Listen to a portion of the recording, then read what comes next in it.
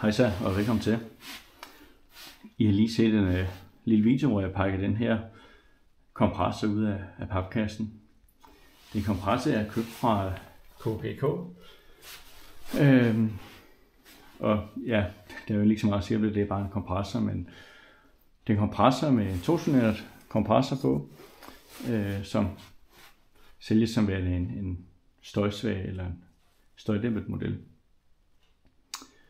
Jeg har en kompressor, også fra KPK, fra nogle af 80, som i og for sig gør det godt nok, men det larmer bare meget. Det er en gammel stempelkompressor. Almindelig stempelkompressor, som kører et oliebad, og der er en eller anden, nu ved jeg ikke nogen navn, men det har glemt at hælde olie på, så den har kørt lidt tør, men den kører så stadigvæk. Men den er på 20 liter, og det er sådan lige underkanten, efter jeg har fået det der automatiske antræk til bridgeportfræser. Så det her. Og det virker fremragende, men jeg mangler altså lidt luft. Og så var jeg på kigge efter en ny kompressor, som støjede noget mindre, men den måtte egentlig også gerne have en større tank. Og så tænkte jeg nu, når jeg har en KPK, som kører ganske udmærket, så var det nærliggende at fortsætte de samme duer. Så valget blev faldt på den her model. Og jeg vil sige, at den larmer væsentligt mindre end den gamle, og også andre kompressorer, jeg har. Og nu kører den op til lige knap, lidt over 9 bar, og det tager lige knap 2 minutter. En gammel Stenhøj, jeg har, som kører på 400 volt, den er også med en 50 liters tank. Den er også 2 minutter og 10 sekunder om at køre op, og det er bare til 8 bar. Så jeg synes sådan set, at den gør det ganske udmærket, den her. Plus at den har en mere rolig gang. Så det er sådan set en stor fordel. Det der sådan set er den allerstørste fordel, synes jeg, det er, at for mit vedkommende i hvert fald, at det er, at den kører på 220 volt, hvor mange andre op i en vis størrelse, de kører på 400 volt. Og jeg har 400 volt i værkstedet, det er slet ikke det, men planen er, at den skal op og stå på loftet henover her, så og for at jeg ikke skal ind og lave alt for meget om, så er det nemmere at tilslutte den det op til en 220 volts installation.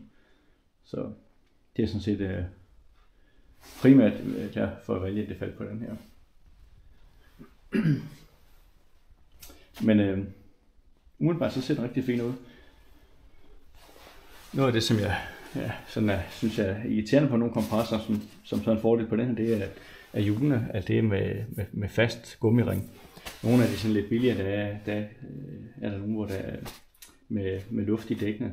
Og fordi det måske er lidt, man har tendens til at købe lidt billigere modeller, så er dækkene måske ikke altid de bedste. Og så kan man opleve, at hver gang man skal bruge kompressoren, hvis man skal have den med rundt, at så er dækkene flade. Og det kommer man altså ikke til at opleve her, så det er en fordel, synes jeg. Nu kommer den her til at stå primært som stationær, så det er ikke noget, jeg kommer til at bruge så meget, men det er bare meget rart, at det er det alligevel. Noget helt andet, man skal huske at rense en kompressor, det er at i gang med at tømme lufttanken for vand. For det kan ikke undgås, at der kommer rigtig meget vand med i den luft, den suger ind, som fortæller sig i tanken. Så der skal man altså huske ret ofte, selvfølgelig uden tryk på tanken, og åbne ventilen, og så stille en lille spildbakke ind under måske, og så få det vand ud, så at den ikke står og ruster op. Så er det et meget kendt problem på kompressortanker, at de rører sådan her op af rust indenfra, fordi der står vand i dem. Så det skal man virkelig huske.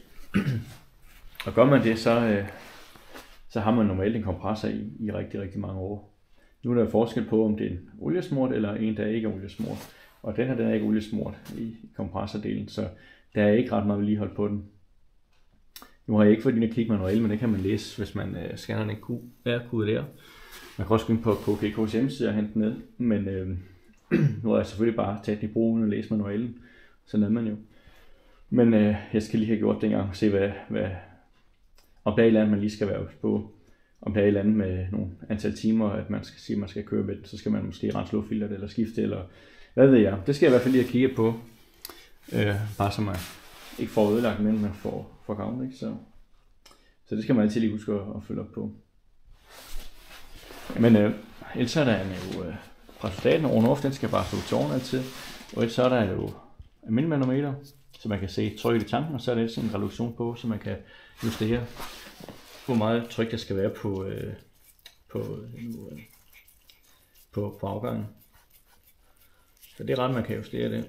Nu går den jo helt op til 9 bar, når den pumper op, og der er meget luftværktøj, der ikke er gear til at køre med så højt tryk. Og nu mit antræk på Bridgeport-fræseren, som jeg godt nok også kan drøvle på den side, jeg tror det skal have 5 eller 6 bar. Så i og for sig er der ikke nogen grund til at køre højere op i trykket, fordi det er jo alt rigeligt, og man kan sige, jo højere tryk du skal køre op til, jo mere skal kompressoren bare arbejde, så der er jo ikke, hvis man ikke har behov for, der er ikke nogen grund til det, men man kan gå ind og man kan pille toppen af, så kan man justere på en skrue, hvornår den skal slå fra, kan man sige. Så, men så bare lade det være som det er, så har man da ikke gjort noget forkert, hvis man er usikker på, hvordan man skal gøre, men det skal man altså ikke være bange for. Men det var bare lidt lille hurtigt kig i kassen. Nu har jeg godt nok pumpet tryk på, men jeg lægger lige et lille klip ind her efterfølgende, hvor jeg pumper op i tryk, så kan vi se, hvor hurtigt det går. Men det var bare det. Tak for at kigge med. Hej hej.